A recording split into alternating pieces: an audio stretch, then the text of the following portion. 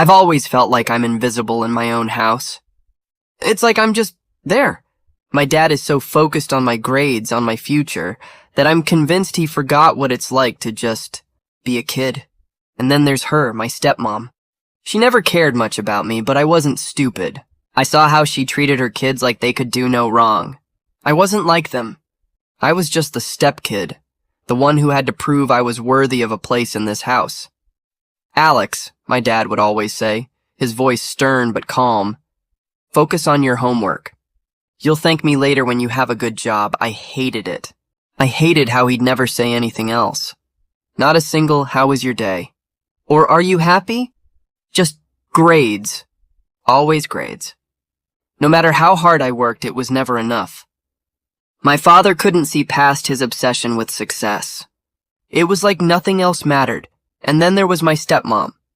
She was so cold. Like there was always some wall between us. I could see it in the way she smiled at her kids, but barely acknowledged me. I'd never gotten one of the rewards she lavished on them, vacations, gifts, attention. All of that was reserved for her children. It wasn't fair, but I never said anything because what could I say? What could I do? I didn't have the right. One afternoon I sat on the couch, head buried in my textbooks, when I overheard them talking. My dad was talking about taking her kids on some trip. Cancun, I think. I don't know. I wasn't listening, not until I heard my name. I don't know, Dad said. Alex needs to focus on his studies. It's better for his future. There was something about the way he said it that made my stomach churn. He never said it like he actually cared about me.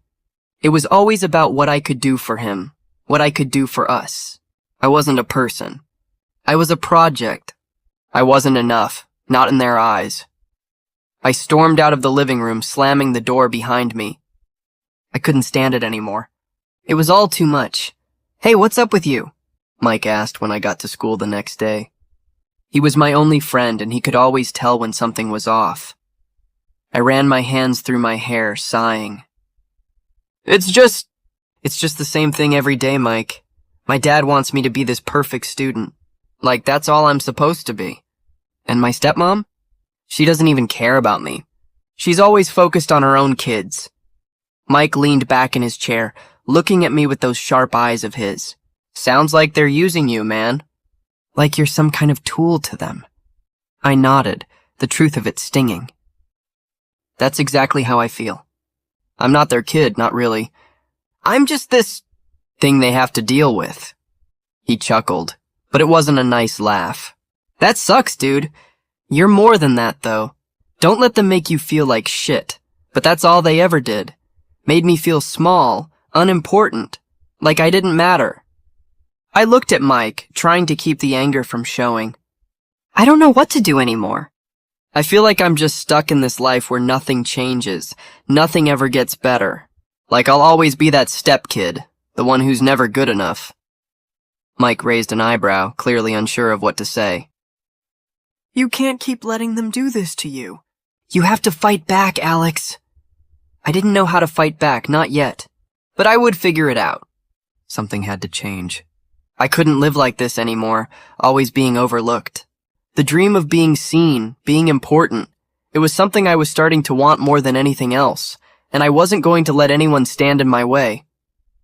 Not even my dad. I was sitting at the kitchen table, staring at the stack of textbooks in front of me, when the conversation started. It was casual at first, just my stepmom talking about how her kids were going to some expensive resort over the summer. I wasn't even really listening, too focused on the notes I had to cram for the next test. But then she said it. You're going to have to stay home, Alex. Your dad and I are taking the kids to the beach, she said, casually glancing at me over her coffee cup. I froze. What? I thought we were... No, she cut me off, not even a hint of concern in her voice. You need to focus on your schoolwork. I looked at her, my mouth going dry. She couldn't even say it without sounding like it didn't matter to her at all. I was a side note. I didn't even get a mention when they made plans. But why? I couldn't help it. I felt my frustration rising. You're taking them, but not me? I know, Alex, she said without any real empathy. But you need to prioritize your studies. You can't always get everything you want. Everything I want? I wanted to be seen. I wanted to be important. But it felt like that wasn't happening anytime soon. I felt my chest tighten. I wanted to yell, to argue, but I didn't. I just clenched my fists and said, "Fine." I got up and walked away, my stomach heavy with something I couldn't explain. Later that day, my dad came home. He barely looked at me when he walked in, not even a hello. I hated how easy it was for him to just pass through my life like I wasn't there. Dad, can we talk? I asked as he walked past me. I could feel the irritation bubbling up. "What's up?" he said, not really paying attention as he set his briefcase down. I took a deep breath, feeling like I was about to explode. I don't think it's fair. She's taking her kids on this vacation, and I'm stuck here doing homework, again. I could feel my hands shaking. The words had slipped out before I even realized. He stopped, finally looking at me. "Alex," he said, his tone stern but tired, "you're not going to get anywhere in life unless you focus. You've got to stop making excuses." "Excuses?" I shot back. "I'm not making excuses. I'm just saying it's not fair. I'm your son too, aren't I?" His face hardened. "This isn't about fairness. This is about responsibility. You need to take your education seriously. That's what will get you ahead, not vacation trips and distractions." "I don't care about the trips," I snapped. "I care about you actually seeing me, about you not treating me like some second-rate kid. You always push me, but you never care about how I feel, do you?" His eyes narrowed. "Don't talk to me like that, Alex. You don't understand how important this is for your future. You'll thank me later when you've got a good job and you're set." I felt my heart drop, every word feeling like a slap. "Yeah, sure. I'll thank you. I'll thank you for making me feel like I don't matter. You only care about my grades. You don't care about anything else. You're not even trying to see it. I'm trying to give you a future, Alex," he yelled, his face turning red. "This is what's best for you. This is what you need." I looked at him, the anger bubbling over, the hurt deep in my chest. "No, you're not giving me anything. You're just making me live your life, but not mine. I'm just a thing you can control." He shook his head like he couldn't understand what I was saying. "You're being dramatic. You need to calm down." Calm down? I couldn't calm down. I was beyond that. "You don't get it. You never do." I turned and stormed out of the room, my chest tight with anger. I couldn't breathe. I hated him in that moment. The walls of this house felt suffocating, and all I could think about was how much I wanted to leave. I was trapped. My dad? He didn't see me. My stepmom? She didn't care. I was invisible. Just some kid who didn't fit in, who was never good enough. I thought back to what Mike had said about fighting back. Maybe that was what I needed to do, fight back. I wasn't going to sit around and be ignored. The thought of revenge crept into my mind. Maybe it wasn't about school, about grades, about any of it. Maybe it was about me finally taking control. Because if they didn't care, I sure as hell wasn't going to keep playing by their rules. I was done being the forgotten one. It was late in the evening when I overheard them. I hadn't meant to, but I had just finished my homework and was heading upstairs when I heard my dad's voice drifting through the slightly ajar door of the study. The sound of his voice made me stop in my tracks. I didn't know why, but something about it pulled me in. "Alex just doesn't understand," my dad said, his voice full of frustration. "I've been telling him that all he needs is discipline. He needs to stop acting out, stop wasting time on distractions. He has so much potential. He'll thank me one day." A pang shot through my chest. Potential? I wasn't even a person to him anymore. I was a project, something to fix. His words felt like a punch. I swallowed hard and leaned against the wall, hoping they wouldn't hear me. I know, my stepmother replied, her voice colder than I had ever heard it. "But it's hard, you know? I feel like I'm the only one who's keeping things together. You need to be harder on him or he'll never learn." I felt my stomach churn. Harder on him? What was she talking about? I had tried my best. I wasn't perfect, but I wasn't a lost cause. "I'm not saying you're not doing your part. my dad replied. But he's been giving you so much trouble lately. If he's going to make something of himself, he has to stop thinking the world owes him something. The world owes him something? I had never asked for anything. I never expected anything from them, not even love. But hearing those words, hearing how easily my dad said them like it was a fact, that I was nothing more than a hassle to him, it broke me. My heart was racing now. I didn't want to hear anymore, but I couldn't pull myself away. You're right, my stepmother said, her tone sharper than before. And I think a little more focus could do him good, but I mean, if we're honest, I'm just not sure he'll ever be ready for what's next. Maybe you should think about what to do if he doesn't shape up. Something twisted inside me. What's next? They had been talking about me like I wasn't even in the room, like I wasn't their son. I felt like my world was cracking.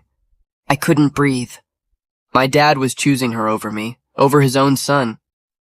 I turned and quietly walked away, my heart pounding in my chest. I didn't want to hear anymore, but the damage was done. My dad wasn't just ignoring me. He was actively pushing me away, handing me over to her. My own father thought I needed discipline, not understanding, not love. He didn't care that I was breaking inside. I sat on the edge of my bed, staring at the floor, trying to steady my breathing. I wasn't some project for them to fix. I wasn't some experiment. But it felt like that's exactly how they saw me. I was the mistake they couldn't quite correct, the problem child who needed to be fixed. I picked up my phone and texted Mike. I overheard them talking. They don't care about me. Not really. They're trying to control me. It's like I don't even exist to them. My fingers hovered over the screen, but I didn't send it right away. What was the point? He wouldn't understand. No one would. But then I saw the dots. Mike was typing. I'm sorry, man. That sucks. But you gotta ask yourself, how long are you gonna put up with that? When do you start making your own choices? His words hit me hard. When was I gonna stop putting up with it? I felt this sudden surge of anger, something I'd been suppressing for so long, and it finally broke free. Maybe it was time to stop being the quiet, obedient son who took whatever was handed to him. Maybe it was time to take control of my life. My dad wasn't going to change. He wasn't going to see me for who I was, not as long as I was living under his roof, following his rules. And my stepmother? She'd never care. She would never see me as anything more than a nuisance, a complication in her perfect little life. I stood up and paced the room, my thoughts a whirlwind. I couldn't just sit here and let them dictate my life anymore. If they didn't care, I wasn't going to let them have any power over me. They thought I needed discipline, but what I really needed was freedom. And I was going to take it. It hurt. God, it hurt so much, but I had no choice anymore. I wasn't going to keep being their afterthought, their project. I had to leave. I had to break free for my own sanity. I wasn't going to let them control me any longer. Not now. Not ever again. I couldn't keep pretending anymore. Not after what I overheard. I wasn't going to stay under this roof, waiting for their approval. It was time to start planning. The more I thought about it, the clearer it became. If I was going to get out, I had to start now. I didn't tell anyone. Not Mike, not anyone. I didn't want to risk anyone knowing. I wasn't sure what I was doing yet, but I knew I had to do something for me. I kept up the schoolwork, of course, but I started thinking less about what my dad wanted, and more about what I could do for myself. I found a part-time job at the local grocery store. It wasn't much, just stocking shelves and bagging groceries, but it was something. Something that was mine. The first few weeks were exhausting.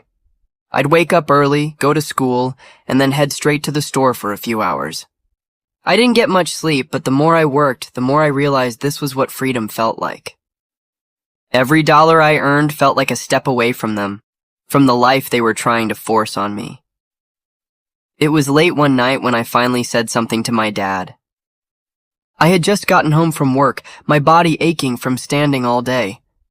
He was sitting in the living room as usual, eyes glued to the TV. "Dad," I said, my voice sharp, "I need to talk to you." He barely looked at me. "What is it, Alex?"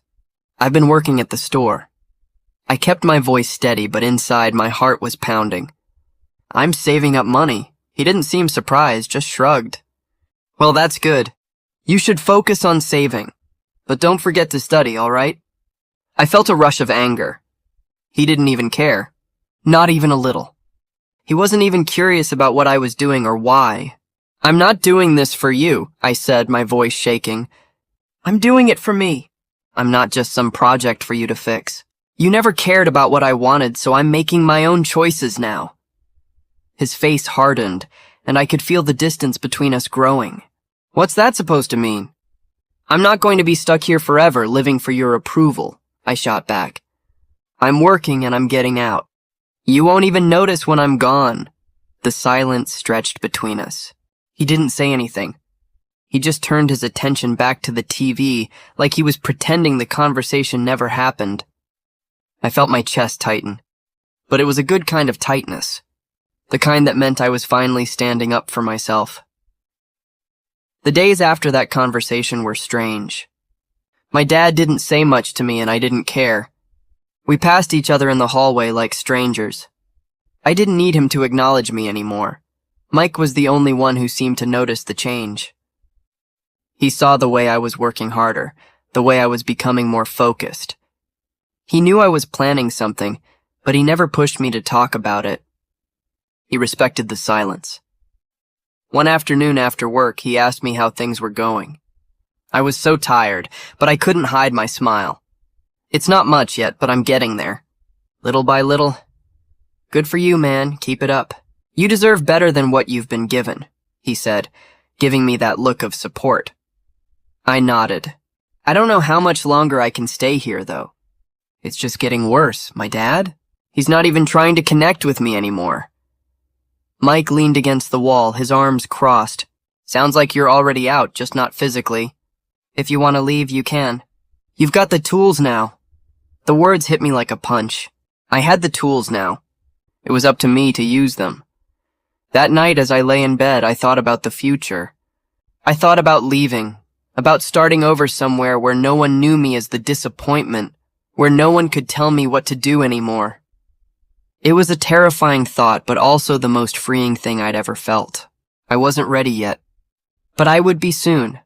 And when I did leave, when I walked out that door for good, I wouldn't look back. Not at my dad. Not at her. Not at the life they wanted me to live. I was finally taking control. The more I thought about it, the more I realized that I'd been playing by their rules for far too long.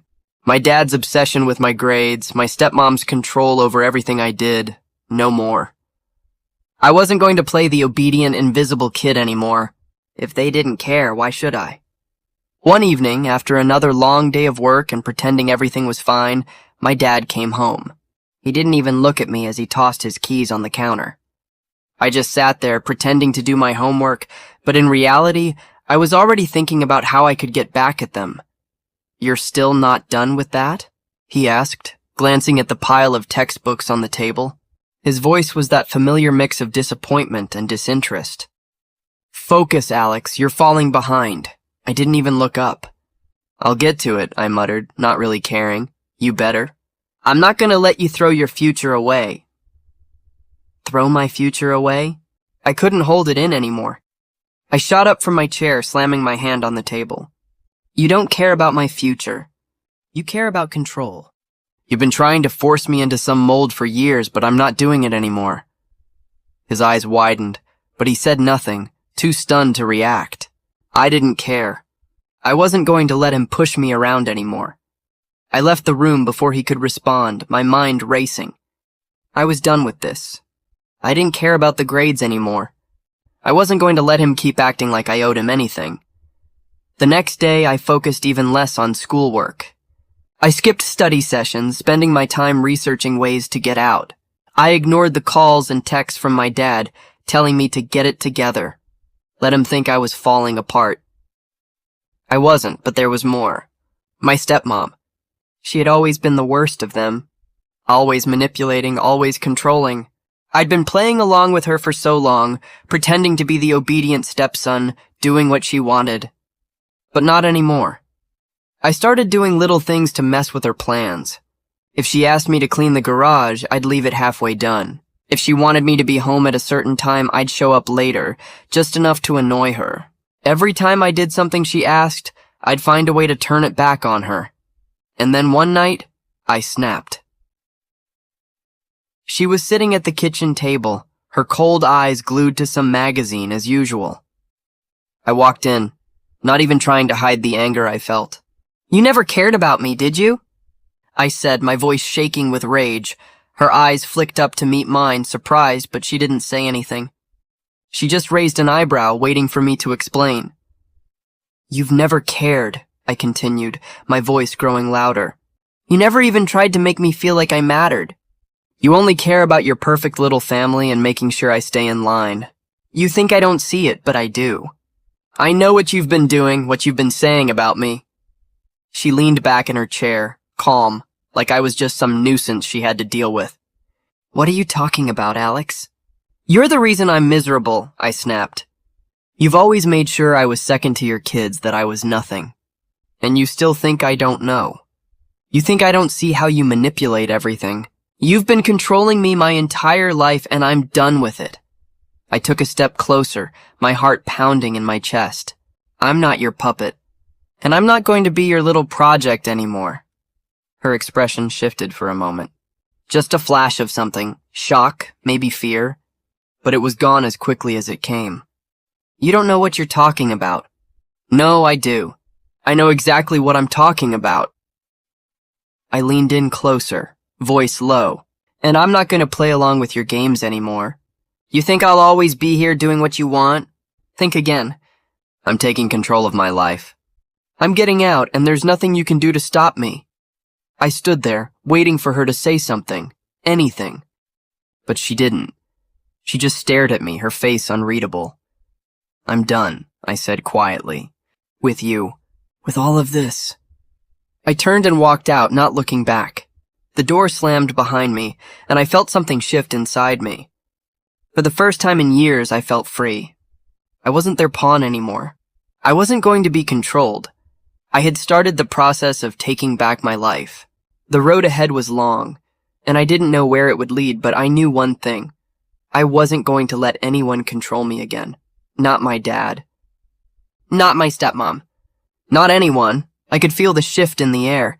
It wasn't anything obvious, just a sense of things changing. Slowly but surely, I was slipping away from their grasp. I was still playing their game, showing up for family dinners, pretending to care about school, but everything inside me had already shifted. I wasn't the obedient son anymore. I wasn't their project to fix. I was done, my dad noticed.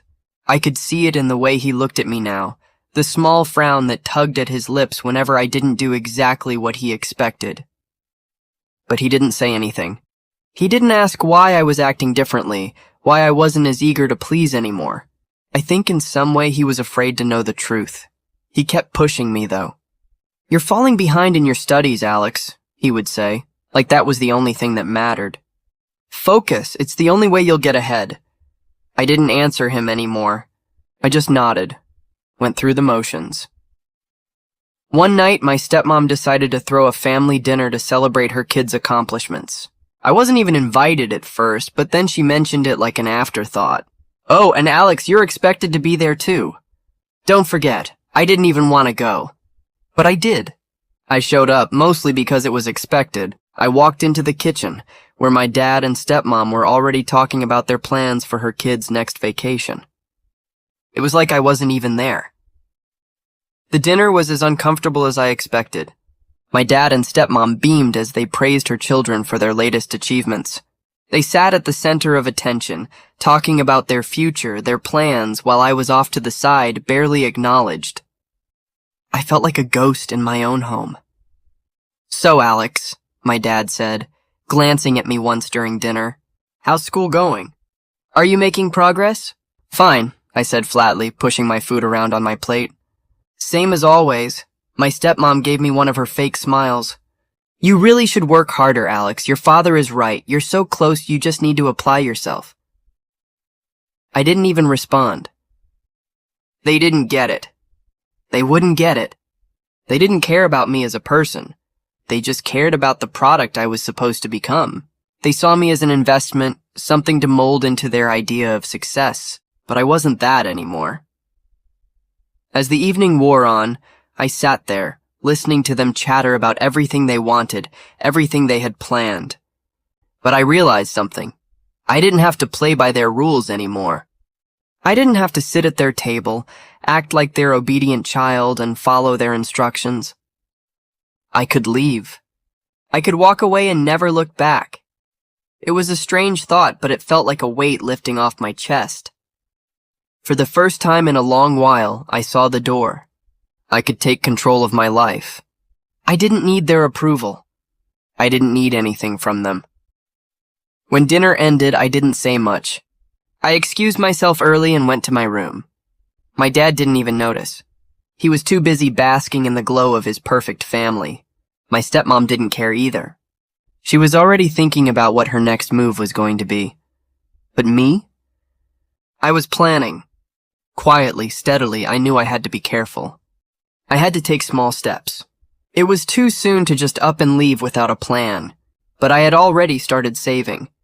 My part-time job was adding up, and I was learning more about how to navigate life on my own. The next few days passed in a blur of quiet defiance. I didn't talk to my dad much. I didn't let him get to me when he pushed me about school. I simply smiled and nodded, but in my head I was already long gone. The tension between us kept building. I could feel it in the air, thick and heavy, like a storm that hadn't quite hit yet. My dad knew something was off, but he didn't know how to fix it. He just kept pushing harder, expecting me to fall back into line, to be the son he wanted. But I wasn't that person anymore. I was starting to see it clearly now. I didn't need them. I didn't need their approval, their rules, their expectations. I was going to take my life into my own hands, and nothing was going to stop me. I didn't know when I would leave, but I knew it would be soon. And when I did, I wasn't going to look back. It was time. I couldn't take it anymore. The constant manipulation, the lies, the pretending. I had stayed quiet for so long, thinking I was powerless. But now I knew better. I wasn't going to be silent anymore. I wasn't going to let her continue controlling everything behind the scenes. It was time to expose her. The tension between us had been growing for weeks. My dad was more distant than ever, wrapped up in his own world, obsessed with my grades, blind to everything else. And my stepmother, she had always been the one pulling. The strings, pretending to care about me while slowly suffocating me with her control. I walked into the living room one evening, where my dad and stepmom were sitting together, talking about some event she had planned for her kids. I could feel the rage bubbling up inside me, but I kept my voice steady. I was done being quiet. "You know, I'm tired of pretending," I said, standing in the doorway. Both of them looked up, but my dad's eyes were distracted. My stepmom's face barely registered anything. She was always so calm, so collected. It only made me angrier. "What are you talking about?" she asked, feigning innocence. Her voice was so sweet it made me want to vomit. "I'm talking about how you've been manipulating everything in this house," I spat, my words sharp and deliberate. "How? You've been playing me, controlling everything, making me feel like I'm not even part of this family." Her eyes narrowed, but she didn't speak. She didn't have to. I could see the mask slipping. The perfect, calm stepmother was starting to crack, just like I knew she would. "Dad," I continued, turning to him, "you've been so wrapped up in your perfect little world, so focused on my grades that you haven't noticed what she's been doing. You haven't noticed how she's been treating me like I'm not even worth your time." "Alex, calm down," my dad said, his voice tired but still trying to maintain control. "You're just upset. You don't understand." "No, you don't understand," I shouted, cutting him off. "I'm not your project to fix. I'm not a test for you to pass. You've never cared about me, not really.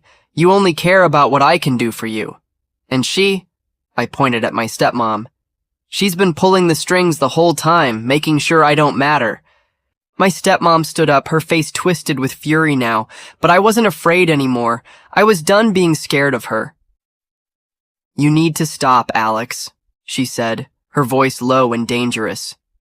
"You don't know what you're talking about." "Oh, I know exactly what I'm talking about," I said, my voice cold now. "I know you've been using me, controlling me, and making me feel worthless so you could make your perfect little family look even better. You've never cared about me. I'm just an obstacle to you. But not anymore."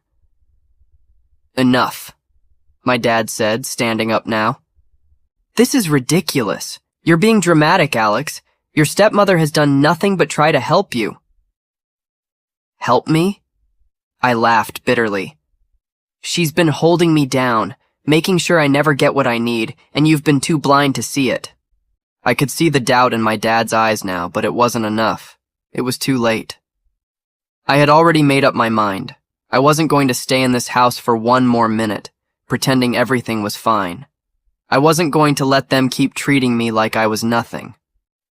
"I'm done," I said, walking toward the stairs. "I'm done with both of you." I could hear my dad calling my name, but I didn't stop. I didn't care. I packed my things quietly, pulling my clothes from the closet and stuffing them into a duffel bag. Every movement felt like a step toward freedom, a step away from the life they had forced on me. I wasn't going to be a pawn anymore. I didn't say goodbye. I didn't owe them that. I left a letter on the kitchen counter for my dad, my handwriting neat and steady. "Dad, I'm sorry it had to come to this, but I can't keep living like this. You've never seen me for who I am, and you've always let her manipulate everything. I'm leaving, and I'm not coming back. Don't try to find me. I'm taking control of my life. Goodbye." I left it there, right where he would find it. As I walked out the front door, I felt a weight lifting off my shoulders. It wasn't easy, and it hurt, but it was the right thing to do. For the first time in a long time, I felt free. My heart was pounding, my hands shaking, but I wasn't scared anymore. I had taken control of my own fate, and nothing was going to stop me. It's strange how quickly a new life can start to feel normal. I wake up every day now, to an empty room, the silence comforting in a way I never expected. No more pretending. No more feeling like I don't matter. It's just me, doing what I need to do to survive. I still have nightmares, though.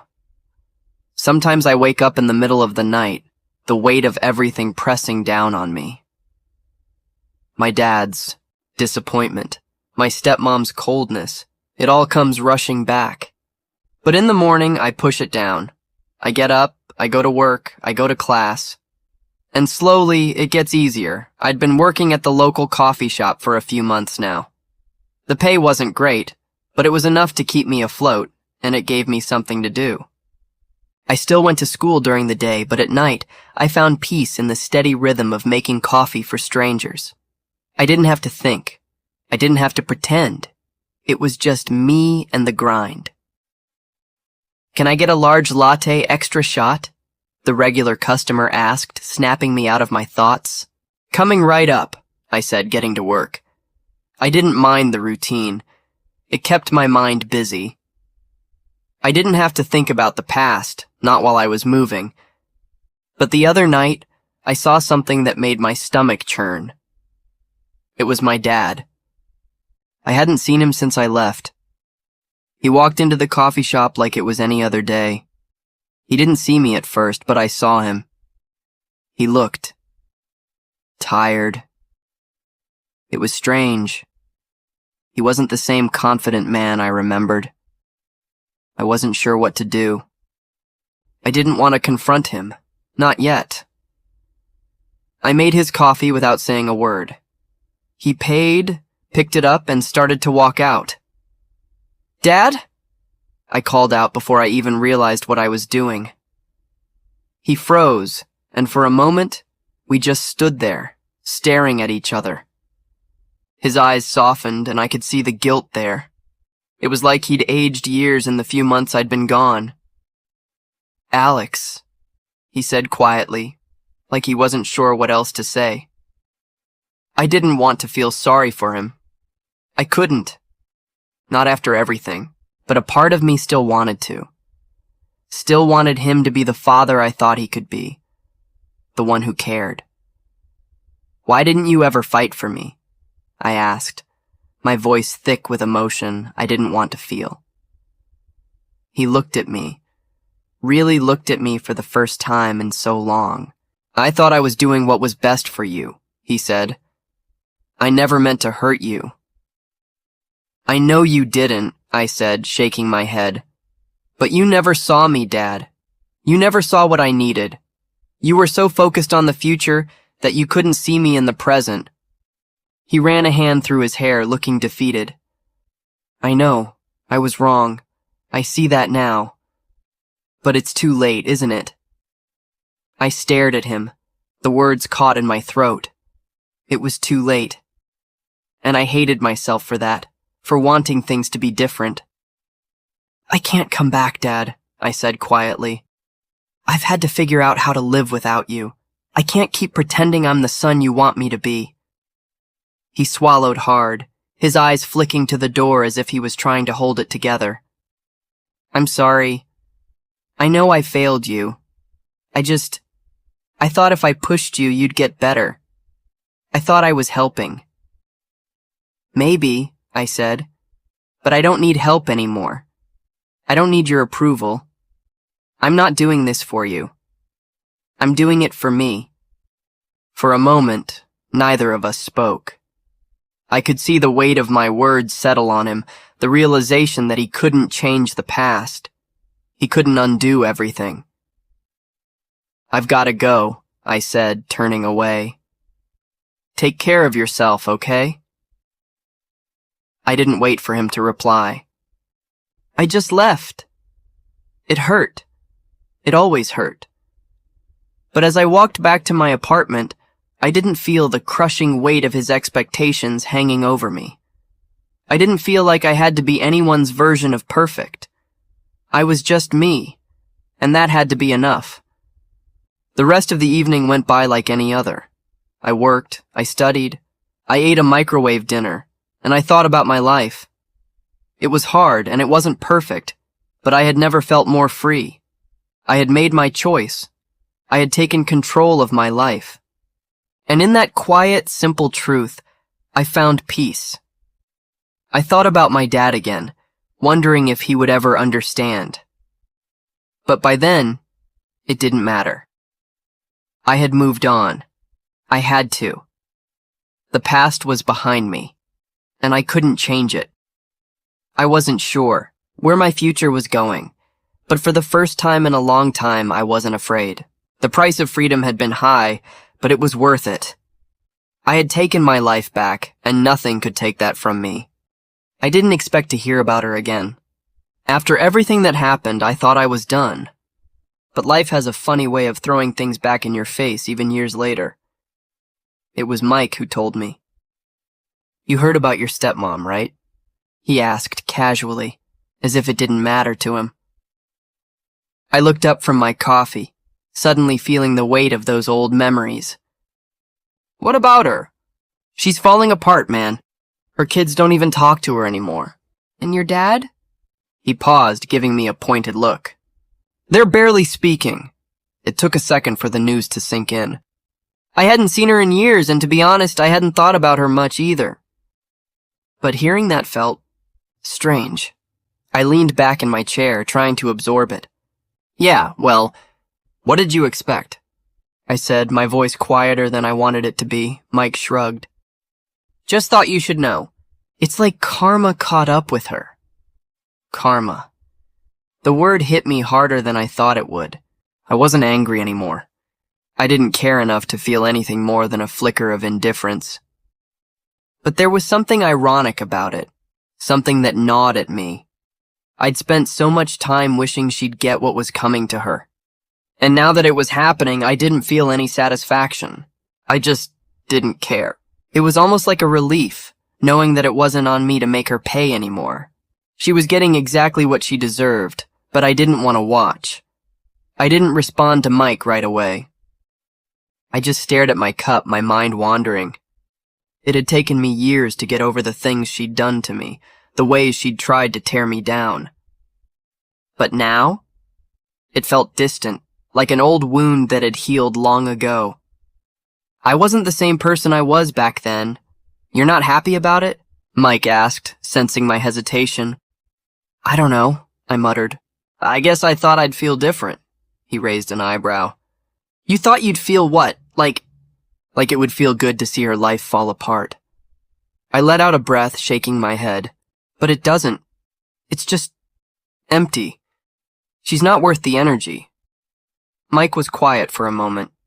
Then he sighed. You really moved on, huh? I nodded slowly, more to myself than to him. I had to. I couldn't keep carrying that anger. It wasn't doing anything but holding me back. I don't need revenge. I've got my own life now. I had never realized how much I had let go of until that moment. For so long, I'd been clinging to the idea of getting back at her, of seeing her suffer for what she did. But now I couldn't care less. It wasn't worth it. Watching her fall apart wasn't going to fix anything. It wasn't going to change what happened or who I used to be. Anyway, I said, pushing the thought aside, I don't think about her anymore. Mike didn't press it. Instead, he smiled. Well, good for you, man. Sounds like you're doing okay. I wasn't sure I'd ever be okay in the way people talk about it, but I was moving forward, and that felt good enough. Later that night, I sat alone in my apartment thinking about the past. I wasn't angry anymore. I wasn't sad either. I was just free. The phone buzzed on the table, a message from an unknown number. It was a photo. My dad and my stepmom sitting across from each other at a cafe, looking like strangers. The distance between them was obvious.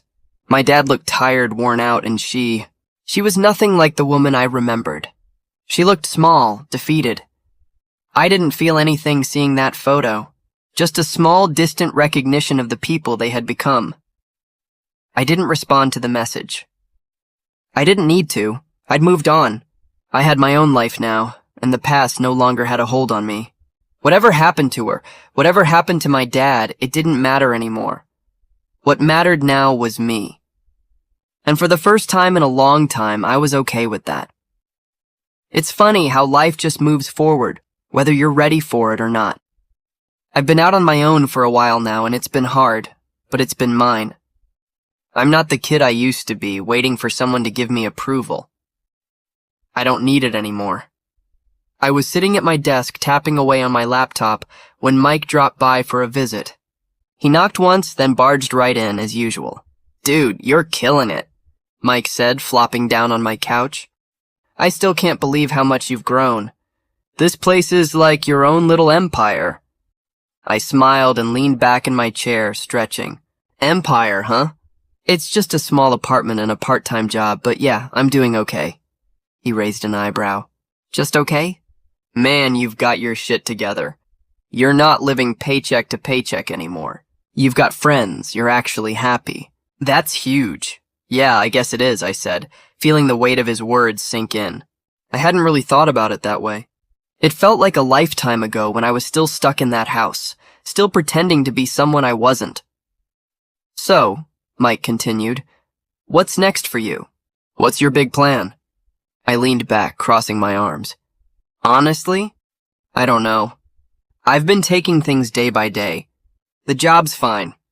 I'm saving up for my own place. I want to go back to school eventually, maybe even start something on my own. Dude, you're on the right track. Keep doing your thing, I nodded. I'm not worried about the future anymore, Mike. It's not like before when I was waiting for someone to tell me I was worth something. I'm worth something now. I'm doing this for me. He smiled, and I could see the pride in his eyes. That's exactly it. And I'm proud of you, man. I nodded, looking down at my phone when a message popped up. It was from my dad. Alex, I think we need to talk. I stared at the message for a long time before I put my phone down. It wasn't like I hadn't heard from him before, but he'd never asked to talk like that. The relationship between us had always been distant, and I wasn't sure I wanted to open that door again. "Everything okay?" Mike asked, sensing the shift in my mood. "Yeah," I said, running a hand through my hair. "It's just my dad." "He wants to talk. About what?" "I don't know," I said, shrugging. "Probably some apology or whatever." "I don't really care anymore, Mike. I've learned that I don't need his approval. I'm not waiting for him to fix things. I'm good." Mike looked at me, his expression softening. "I think you figured out the most important thing, man. You don't need anyone to tell you you're worth it. You're already there." I smiled at that. It felt true. I didn't need anyone else's validation anymore. The journey had been long, but I had found my own worth. Later that evening, I found myself sitting on the balcony, staring out at the city. It was peaceful here, the night air cool against my skin. The weight of the past had finally started to fade. I didn't feel angry anymore, and I didn't feel like I was living in the shadow of my past. I thought about my dad again. We'd never have the relationship I thought we would, but I wasn't angry about it. He had his own journey, and so did I. I had learned to live without the need for approval. I was stronger because of it. The city lights flickered below me, and for the first time, I wasn't thinking about escaping. I was thinking about the future. I had control now. I wasn't a prisoner to anyone's expectations, and that felt like freedom. I didn't need my dad to tell me I was worthy anymore. I knew it, and that was all I needed. I had finally broken free. Tomorrow would come, and I was ready for it. Whatever happened, I would handle it. The future was mine to shape. I had the power now, and I wasn't giving it up for anything. I stood up and took a deep breath, the cool night air filling my lungs. For the first time in a long time, I was exactly where I needed to be, and I was okay with that.